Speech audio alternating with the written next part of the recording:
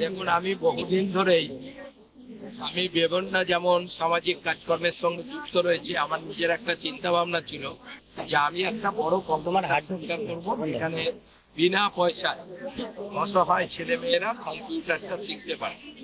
সেই মতো আমরা কাঞ্চন উৎসবের সময় আমাদের উদ্বোধন করার কথা ছিল। আমরা রাজ্যের মাননীয় মুখ্যমন্ত্রীর অনুপ্রেরণায় আমরা আজকে এই কম্পিউটার সেন্টার উদ্বোধন করলাম। যদিও রাজ্যের মাননীয় মুখ্যমন্ত্রী সমস্ত স্কুলগুলোকে কম্পিউটার শেখানোর সমস্ত ছেলে মেয়েদের ব্যবস্থা করেছে, তা সত্ত্বেও আমরা কঙ্কালেশ্বর কালীবাড়ির এই ট্রাস্ট কমিটির মধ্য দিয়ে 100 কম্পিউটার আমরা বসিয়ে আমরা 5 থেকে 8 পর্যন্ত বিনা পয়সায়, কোনো পয়সা লাগবে না, আমরা সেই কম্পিউটার প্রশিক্ষণ দেওয়ার কেন্দ্র আজকে চালু করলাম। আমাদের বর্ধমান জেলা শাসক মহাশয় তিনি আমাদের শুরু করলেন। তাছাড়া আরো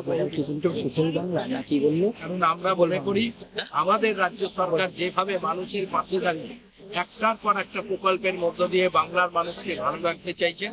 আমি একজন বর্ধমান দক্ষিণের বিধায়ক, আমারও বিধায়ক হিসাবে সবসময় মানুষের জন্য একটা কাজ করার ইচ্ছা থাকে। কারণ আমি এমন একটা দলের বিধায়ক এবং এমন একজন মাননীয় মুখ্যমন্ত্রী তার বিধানসভার সদস্য।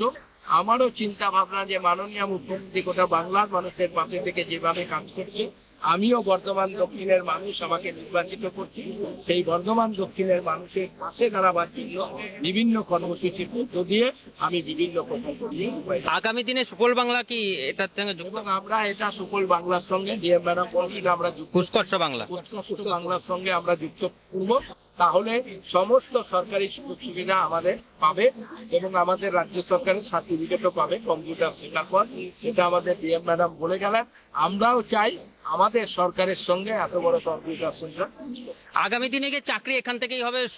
ম্যাডাম বলে গেল উৎকর্ষ বাংলা। হ্যাঁ, উৎকর্ষ বাংলার মধ্যে থেকে তো হাজার হাজার ছেলে মেয়ে চাকরি পাচ্ছে, এরকম রাজ্য সরকার আমাদের দিচ্ছে। সেটাও এরকম চিন্তা ভাবনা হঠাৎ এলো মাথায়? চিন্তা ভাবনা তো আমার অনেক কিছুই, আরো বড় বড় প্রকল্প ভাবার আছে। সেটা দুদিন পর আমি বড় সাংবাদিক বৈঠক করে আমি সেটা ঘোষণা করবো। আমি কি করতে বলছি বড়দের জন্য, মানে অর্থাৎ 9, 10, 11, 12 তাদের কি আমরা করবো। যেহেতু এটা প্রথম অবস্থায় এখন চালু করলাম, আমরা কিছুদিন পর বড়রাও যাতে এখানে কম্পিউটার শিখতে পারে সে ব্যবস্থা।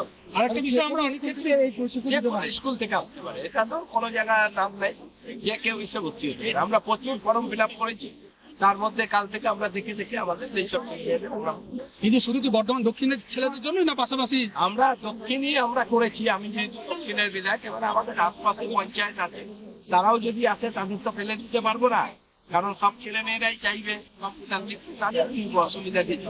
তো অনেক সময় আমরা দেখি যে কম্পিউটার শেখার পরও তার প্র্যাকটিসের অভাবে সে আর চালিয়ে যেতে পারে না। তো আগামী সেটাও ভাববেন কি? সেটা তো দেখবো, সেটা যদি কেউ করতে চায় আমাদের তো অনেক বড় বড় বিল্ডিং আছে, সেরকম করলে কোনো